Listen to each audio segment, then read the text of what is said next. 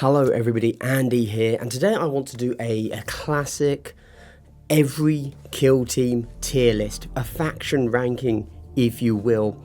When people come to kill team, they're always thinking, how can I beat other people the most? That does seem to generally be, the driver here. And if you ask online, you'll kind of get two responses. You'll get the first response, which is, this is the most broken team, play this. But then you also get another response, which is, look, rules are stupid, and they change literally every 3 months. So find the model, the team, the aesthetic that you think looks coolest and build that team. And I think, look, when you're looking at a tier list, in general, people make a tier list based on what is the potential absolute maximum skill that people can play this team at. You know, if this was an AI algorithm, which is the best team? Then you occasionally get kind of a more of a vibes and gut check feeling of, this is the easiest team to play. This is a beginner friendly team. So this time I want to kind of combine these, but also look at that alternative of which is the coolest looking team. And how do you decide the coolest looking team? That's really difficult. Obviously, it's all down to personal choice, and then combine that with like the actual mechanically best team, but also the most typically durable, so easiest for beginners to play and, buy team, because let's be honest, you can't actually buy any of these teams for the first year that they're released. Okay, let's get away from the salt anyway. Sorry, don't know where that came from. So let's do a tier list. Now, I think that when you're kind of objectively looking at big tier lists, you've got to look at it from how it was designed. Okay, you've got to look at the designer's perspective on things. And I think it's pretty clear that when GW designs these models, they kind of let's go to the tier list. I think we'll all see what I mean here. When GW designs these models, they are focusing on tactical rocks, and so I want to do a tier list based on their tactical rocks of each and every kill team. So that's right, yeah, literally every kill team, because we've seen them all now. We're including the Broodlords, and we're including the Harnkin, whatever the hell they're called, Jaegers, I think. So this is every kill team ranked. I'm not even joking.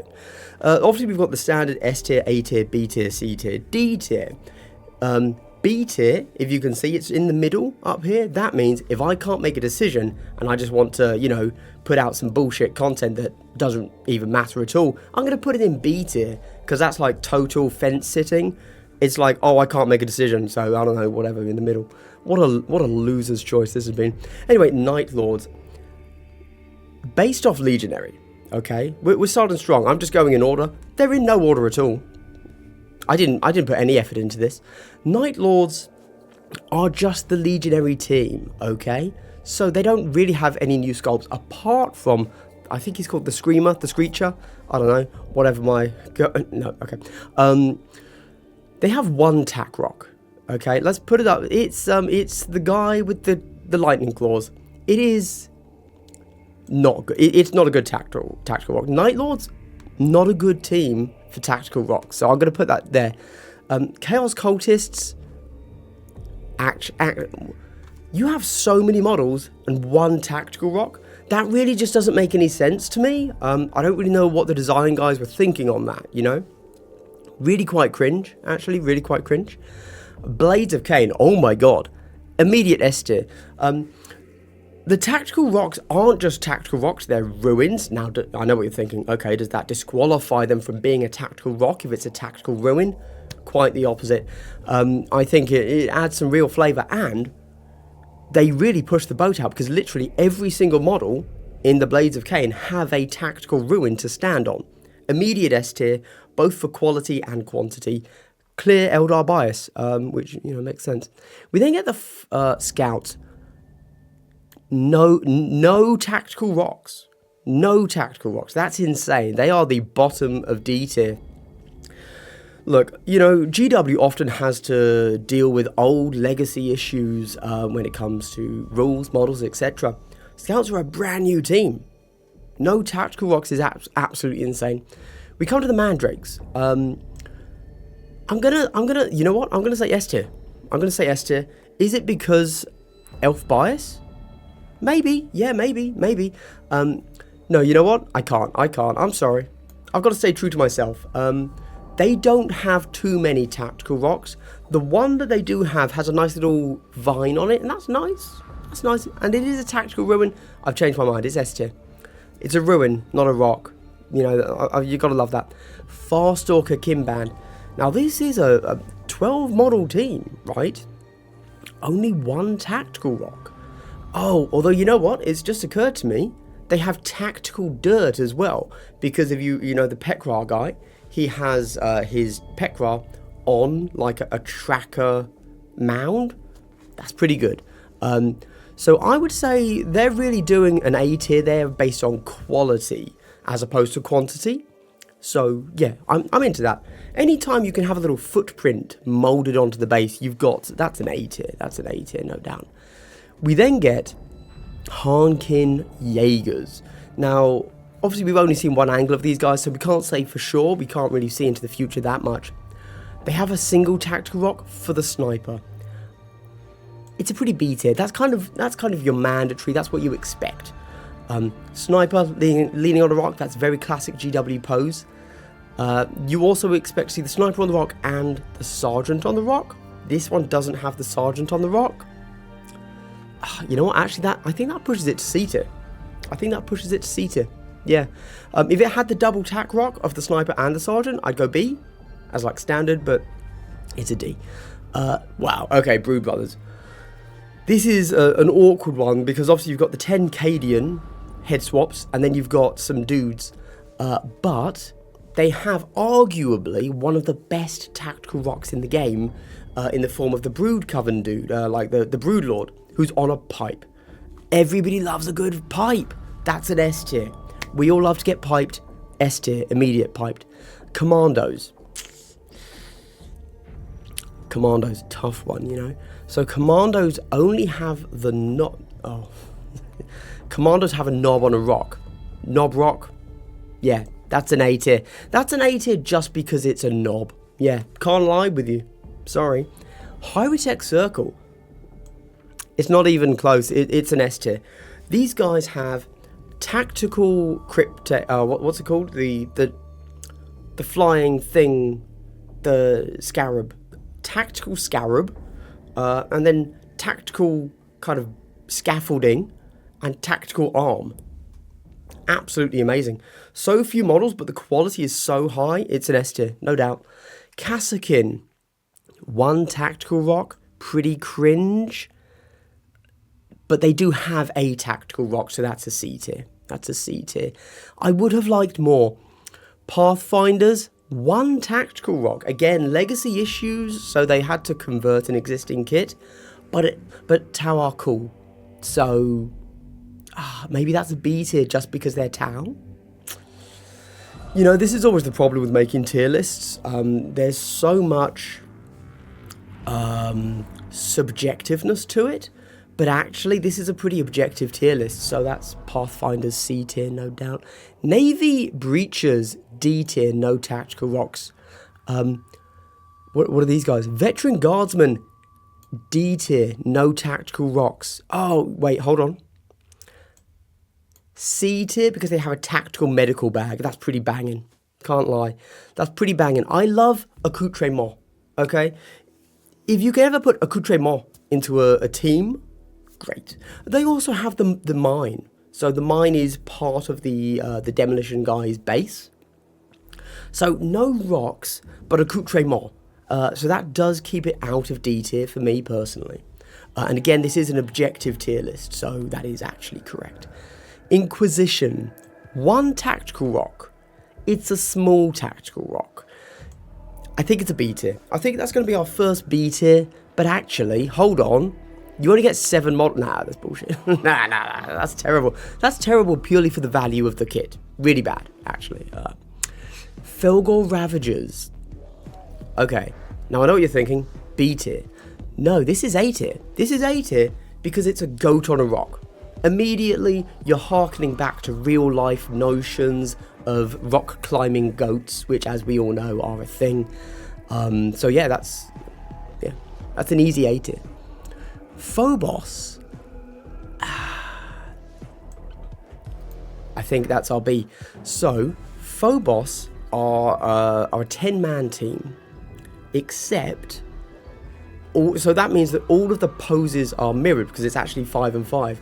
So both your sergeant and a regular dude, and then 2 regular dudes, all share a tactical rock, and therefore identical poses. So I think Phobos make our first B, except I think it's actually a C tier, because I think it look, they have tactical rocks, but it's literally the worst kill team kit in the game.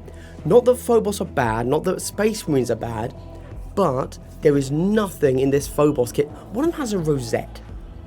That's his model, rosette. What are they? Anyway, alright. We then get to Blooded. So this is a shocker for me, actually. Again, objective tier list here. I would never insert any form of personal bias into this. That's not, that's not what YouTube is about. That's not what Wargame is about. It's not about personality. It's not about bias. It's about objective fact. Blooded, despite having a great kit and despite having 2 awesome characters, 0 tactical rocks. That's a D. They get the D hard. Yeah, really weird. I would have thought that at least the Commissar had a tactical rock to stand on. No dice. No dice. Hearthkin Salvagers now. Only 1 tactical rock, and they are short. So I think that's going to have to be a... No, you know what? I said it before. I ranked it before. I said... the Pathfinders only have 1 tactical rock, as do the Kassakin. So I think that's going to have to be a C tier, because they've only got the 1 tactical rock. It is the jump pack guy, so it's a big tac rock, but they are short and therefore worse than other people. Sorry, models. I don't mean that short people are worse than other people, but they are. Hashtag Short King. We then have, I can't even read this. I don't know what I'm looking at. Novitiates. Oh, okay. Okay, this is a shocker. So naturally, I want to put them A tier, because I think the Novitiates deserve some love. And I want to encourage, diverse players to kind of, feel comfortable playing their teams. But there's actually no tactical rocks, which I was actually shocked by. I would have thought, at the very least, the Repentia would have been, had a small tactical rock. Nah. So, unfortunately, Novitiates are getting the D. We then go to the Hunterclade. Okay, so the Hunterclade is, of course, our first White Dwarf team that we have to discuss here. Hunterclade, there are no tactical rocks, but I'm trying. And Hunterclade, of course, are the Adeptus Mechanicus, and they have the Scutari and the other ones, the Infiltrators, Ruststalkers, whatever. And something here, I'm giving them what I can. And so you have to look at the arquebus, obviously the best weapon in the game. Again, objective fact there, and it has a stick. So tactical stick is going to keep it out of the D. It's going to take a C. It's tactical stick in the C. It's an unorthodox opinion, but again, it is objective fact. Hey, if you guys like objective fact, here's the objective. Every time you make an objective fact in your voice, with your voice, arguably, listen to this sound here. Objective fact. Yeah, that's how I walk through my life, with objective facts. Elicidian Star Striders. Actually, this is a legit B tier. They have 3 tactical rocks, 1 on the leader, although it's 2 shallow rocks. That's just because she has high heels and a small contact surface area, right? So, and then you've got a tactical ruin with the death cult person, and then you've got another tactical ruin with the gunner. Damn, I've just said Tactical Ruin twice. That's an A tier. Eleusinian Star Striders winning at life with an A tier for the Tactical Rock there. You get 3, 2 of them are Ruins. Amazing. We then go to the Hand of the Archon. Now, obviously, the Drukhari love a hard Tactical Rock. No, they don't. There are none. Again, legacy issues that GW is having to deal with here. But they didn't even change any of the legs. So, Hand of the Archon, D tier. No Tac Rock. No Tac Rock. Get lost. Losers. Also, nobody likes them, just in general. Right. Exaction Squad. So, obviously, you're thinking they're like police. They're like the FBI of the 40k universe. They're a notch below Inquisitors kind of thing. So they should have all the tactical rocks. If you swap the word tactical for crack, they should have all the crack rocks. They have none. Presumably because they've already planted them on, minorities. Anyway, moving on. Legionaries. We kind of already had this chat with Night Lords because, again, literally identical kits. No tac rocks. No tac rocks for the Chaos Gods there. No tac rocks. That's a shame. I'm actually surprised by that, again. I would have thought that the leader would have had 1 foot up on the tac rock. But no. Pretty cringe. Corsair Void's Guard. So, yes. Right. They have 2 tactical rocks. 1 on the sniper, 1 on the sergeant. This here. Corsairs. The eternally balanced team. Am I right? 50-50% win rate. Models that you either love or hate in a 50-50 split because, they're Eldar and people just hate Eldar. Or they love Eldar, right? And then tactical rock. Right down the middle. They've got the sergeant with a leg up. They've got a sniper crouching on a rock. It's honestly inspiring. It's inspiring to see Corsairs having been designed 50-50, both in rules, mechanics, and tactical rocks. So that's really impressive. Honestly, just GW smashing it out the water. We then get a team that has every single model on tactical rocks. It's Eldar again. It's the Void Dancers. It's an easy A tier, S tier. Sorry, it's not even a question. S tier. Every single model on a tactical rock, and even your characters, right? Your Death Jester, tactical, big ass tactical rock, and then the other one, the Shadow Seer. I think that's her name. Probably a tactical rock too. I can't remember, but let's be honest, it's probably a tactical rock. We then get to the Wormblade. Now, this is just... We've already had the discussion. Objective fact, it's a tactical pipe. It's a tactical ruined pipe. Actually, you know what? I think that's Esther. Yeah, because you've got the Kelemorph and you've got the Sanctus Sniper, who has a tactical pipe behind them that a small familiar, a soul sight familiar is sat on. So that easy S tier. Tactical ruined pipe. Outrageous. It's really actually quite genuinely the amalgamation or the culmination, the finisher, the peak, the apex, the true S tier. If there was an S plus, it would probably be Wormblade. Justian. Damn, let me tell you about Justian, okay? This is a team where every single model has a tactical rock because, as you know, they're like the Space Marine heroes. Every model, every base is fully modeled. Every model has tactical rock, tactical mud, tactical grass, probably tactical ruin. It's an S tier. It's not even a question, actually. So there you go. We then get to the Warp Coven. Now, no tactical rock, tactical magic. Fucking S tier, baby, yeah. And then finally we get to Intercession. Now, Intercession are Space Marines, which of course nobody likes. However, the beauty of Intercession is that they are such a what's the word? Such a customizable team.